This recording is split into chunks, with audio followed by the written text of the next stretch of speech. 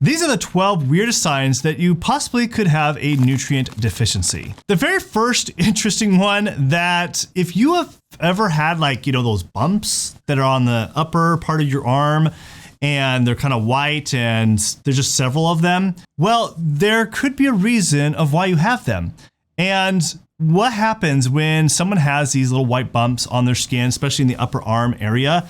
It could mean that you have a vitamin A deficiency or even omega-3 deficiency or other essential fatty acids. And that's because part of the skin require lots of different healthy fats as far as also vitamin A. And if you're deficient in it, you'll start seeing these things start creeping up. So if you've ever had that issue and wondered why that is an issue, maybe you might have an omega-3 or also vitamin A deficiency that you need to take care of. The second one, this is pretty interesting, is that if you've ever experienced just always excessively craving sour foods and it just happens randomly, it could possibly mean that you have a deficiency in vitamin C. Vitamin C is very important for our health, and it's because your body is craving all these different sour foods that typically have ascorbic acid, vitamin C, that your body needs. And that's why it's going to crave sour foods, so your body gets it in. The third weird sign is, have you had issues with where your legs are a little jittery, or you have that restless leg syndrome that might be keeping you up at night? Well, there could be a very big reason that you might be someone that can have a magnesium deficiency or even an iron deficiency that they've seen in studies. And I've seen this a lot with even my own patients. Whenever they complain that they're getting poor quality sleep and I ask them, do you have restless leg syndrome? Is that an issue? And a lot of times they will tell me, yeah, okay, I do. And we'll see that they sometimes are deficient in magnesium or also iron. And when I supplement that for them, it gets rid of their restless leg syndrome.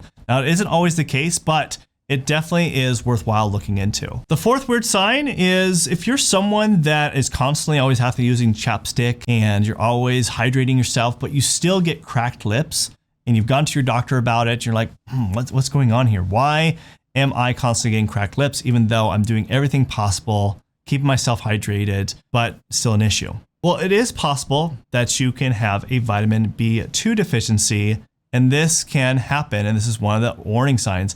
But also along with vitamin B2 deficiency, you might also see a swelling of the tongue that goes along with the cracked lips as well. The fifth weird sign that I see that is pretty common, more than you would think, is when you have tingling in hands and feet, and you've gone to your doctor about it and they still haven't been able to figure out what the issue is. It can be a vitamin B12 deficiency. You'll see that a lot when someone is severely vitamin B12 deficient. They'll have tingling sensation like pins and needles in their hands and feet.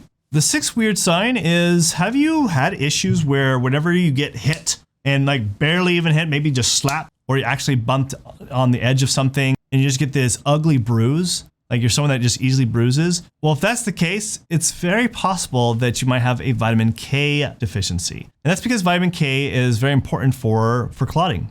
And someone who easily bruises can have a vitamin K deficiency, but also even vitamin C, because vitamin C also helps with wound repairing and healing. And so that could also be the case. Now, the seventh one, you probably asked yourself this a lot, is why do I always get canker sores?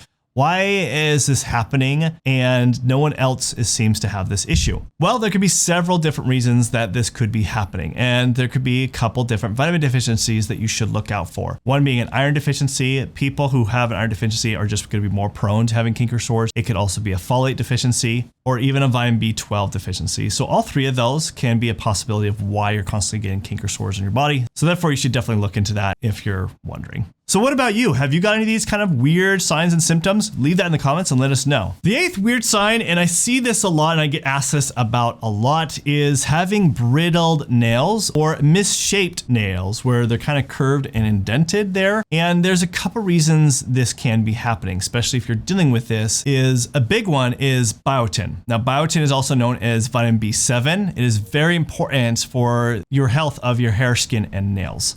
And so if you're deficient in this, you're going to start seeing brittle nails. A lot of times when you'll see the indentation or the misshape of the nails where it's kind of like a spoon shape, that is probably because you're anemic. It's probably because you're going to be iron deficient, and that's something you definitely should get checked out right away if you haven't had that checked. Now, ninth one might be pretty obvious, but I think it's an interesting one to just kind of note here is if you ever excessively crave for salty foods, well, there's probably a reason why that's happening. Probably because you're deficient in either sodium or potassium or both.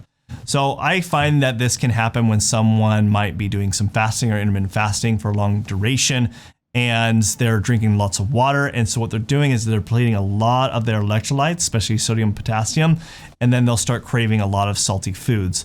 So you just gotta be careful whenever you are doing something like fasting, or if you're noticing this, it's probably because you need to really help balance out your electrolytes more efficiently.